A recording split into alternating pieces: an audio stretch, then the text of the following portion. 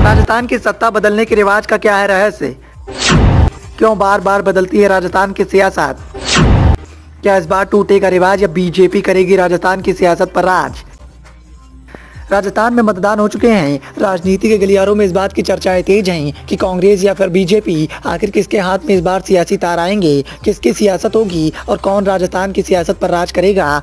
कांग्रेस अपने जोरदार प्रदर्शन के बल पर रिवाज को तोड़ने में कामयाब हो पाएगी या फिर बीजेपी राजस्थान की सियासत को संभालेगी। इस तरह की चर्चाएं लगातार राजस्थान के गलियारों में चल रही हैं। बीजेपी के दिग्गज नेता भी इस बात को लेकर बेचैन हैं, तो वहीं कांग्रेस के दिग्गज नेताओं में भी लगातार मंथन देखने को मिल रहा है। राजस्थान में लगातार 1993 से चले आ रही हर 5 साल में सत्ता परिवर्तन के ट्रेंड को क्या कांग्रेस तोड़ पाएगी या फिर बीजेपी की वापसी होगी? ऐसे में देखना है इस बार ट्रेंड बरकरार रहता है या फिर परंपरा टूट जाएगी। सीएम अशोक गहलोत को लोक कल्याणकारी योजनाओं से वापसी की उम्मीद है, जबकि बीजेपी ने मोदी पर दांव खेल रखा है। राजस्थान में 3 दिसंबर को रिजल्ट आने हैं। देश के बाकी राज्यों से राजस्थान बिल्कुल अलग है। भारत निर्वाचन आयोग के अनुसार राजस्थान विधानसभा चुनाव में 75.45% मतदान हुआ है, जबकि 2018 में 74.71% मतदान हुआ था। राजस्थान में इतिहास की माने तो 0.33% वोट लगातार सत्ता बदलने के लिए माने जाते हैं।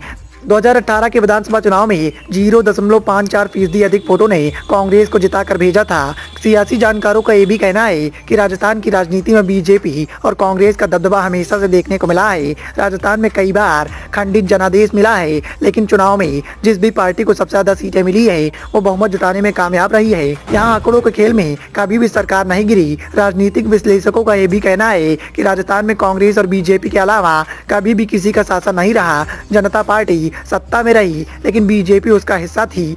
बीच बीच में दूसरी सियासी पार्टियों ने पांव जमाने की कोशिश की, लेकिन कभी भी कामयाबी नहीं मिली। 1993 में जब बीजेपी ने भैरव सिंह शेखावत मुख्यमंत्री बने, तब से कांग्रेस और बीजेपी के बीच में सत्ता आती जाती रही। राजस्थान चुनावी नतीजे में बीजेपी और कांग्रेस छोटे बहुमत या बहुमत के करीब जैसी स्थिति अक्सर होती है। 1962 में कांग्रेस को 176 सीटें मिली थी। 1962 में कांग्रेस को 176 में से 88 सीटें मिली थी। 1967 में कांग्रेस विरोधी लहर के बावजूद भी 184 में से 89 सीटें उसे हासिल हुई थी।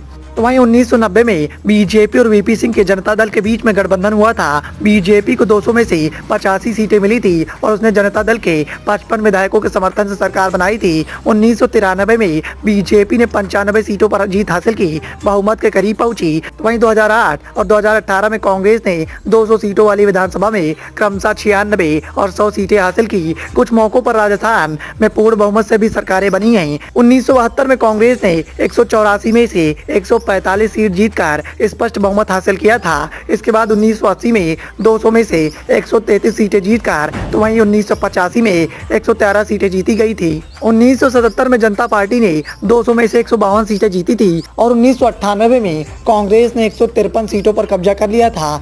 लेकिन इस बार क्या होगा, क्या नहीं होगा, इस बात को लेकर लगातार चर्चाएं जारी हैं। लगातार इस बात की चर्चाएं भी चल रही हैं। तो वहीं दिग्गज नेताओं के चेहरे पर मायूसी साफ तौर पर देखने को मिल रही है, क्योंकि राजस्थान में बीजेपी हाईकमान के नेताओं को इस बात का एहसास है कि इस बार सत्ता परिवर्तित होगी। तो वहीं कांग्रेस हाईकमान इस बार रिवाज को तोड़ने की नीति से बैठा है। Bureau report, the noise of India.